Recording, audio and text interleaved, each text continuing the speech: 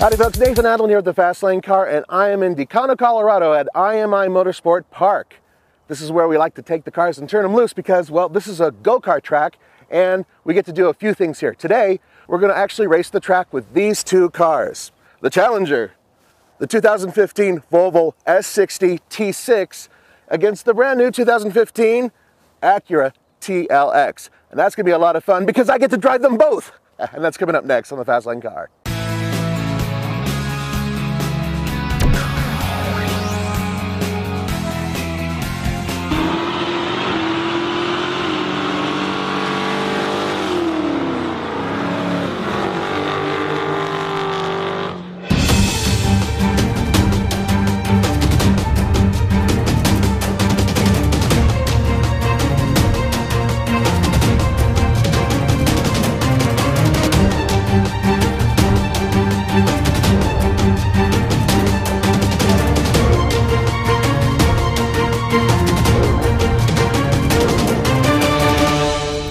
Gone!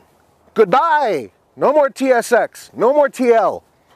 This is the replacement. The Acura TLX. And I gotta tell you, I'm actually kind of impressed. They didn't go crazy with the design. They didn't go with the giant beak from the TL. They opted to go for something that is tasteful, not necessarily over dramatic, but that's okay because all in all, the lines are fairly nice. I really do like the belt line, the way it rises here, and then the secondary line that runs to the taillight. That's really well done. And from the front end, this new thing that Acura is doing with the spider eyes, I like to call them, the multiple LEDs, they look really good on this car. All in all, I think it's a handsome design, but then again, you know, it's Acura, so this is their chance to start again.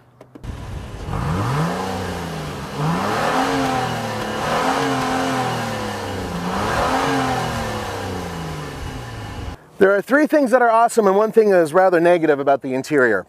Awesome. Fit and finish. Excellent, excellent. Switchgear, finally better. There are far less buttons than there used to be.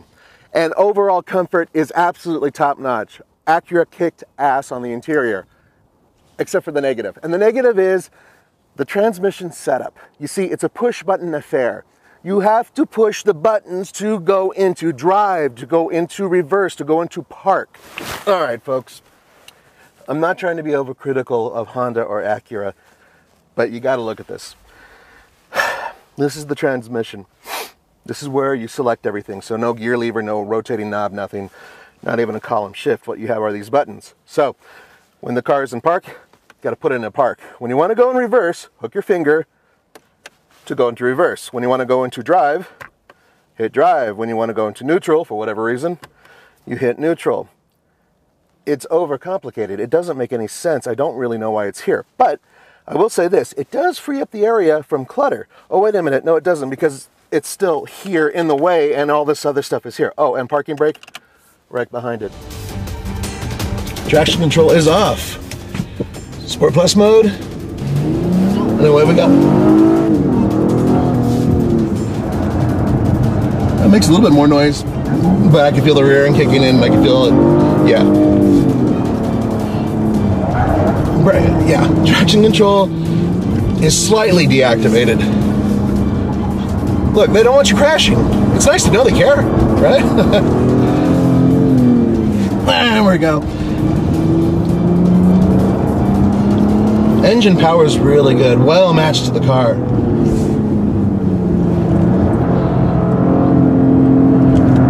I'm only going to say it once. Could you imagine this with a manual transmission, how much fun it could be? You know what? This thing is genuinely fun without traction control on. Rear end's bucking out a little bit. I don't know if this is faster, but it feels a little faster. Oh, not that part. Ooh, nice. That super handling all-wheel drive really works well.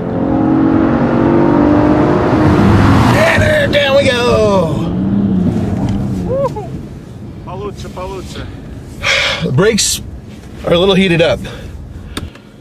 Not the car's fault. It's not built for track.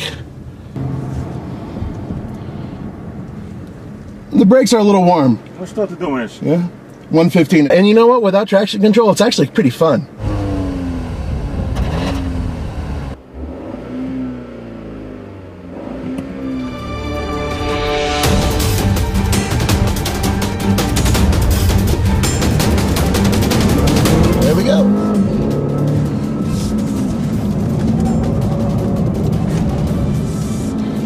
that's where the traction control just kicked in right there. I probably lost a second in that corner. I tried a different line, wasn't a very good one. One thing to keep in mind about cars like this, especially if there's a sportier version of it, they're not going to make it into a track king. They want the Polestar to be the track king. They want the Type R to be the one that you take out here. And rightfully so. So this has the softer suspension. This has less aggressive power. This has less aggressive rubber.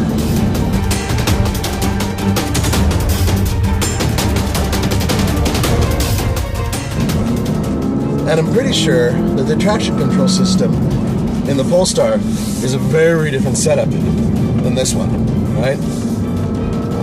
Yeah, there goes traction control again. Still, it feels a lot faster right now than the Acura.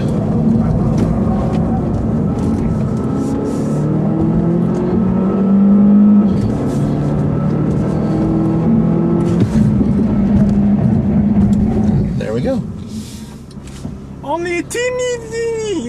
So this was slightly faster than the Acura, or was the Acura? No, the Acura was a little bit quicker because you had 15, almost something. Interesting. So the Acura was a little bit quicker. Super handling all-wheel drive saved that car. Now, before we close this out, I wanted to get this out, which is MPG combined 25 miles per gallon, and for the Volvo, 28 miles per gallon combined. That's impressive. Both cars are quite good, but with the Volvo, because it's supercharged and turbocharged, they want you to put premium fuel in there, whereas with the Acura, it's not a necessity, which is really, really good. I am really impressed with the way the Acura went around the track. It was faster, and for one reason and one reason only. Super handling all-wheel drive, baby. It's one of the best systems I've ever sampled in a car like this. Well done, Acura. Just fix your transmission.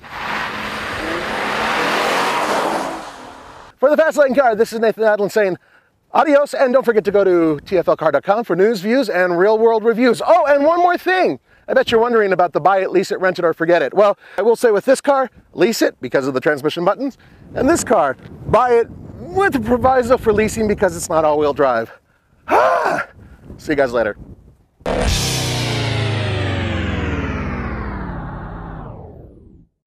Here we go. Actually, a little bit more of a sprightly start. It shifts itself right at red line. A little bit faster, 7.69. You see that?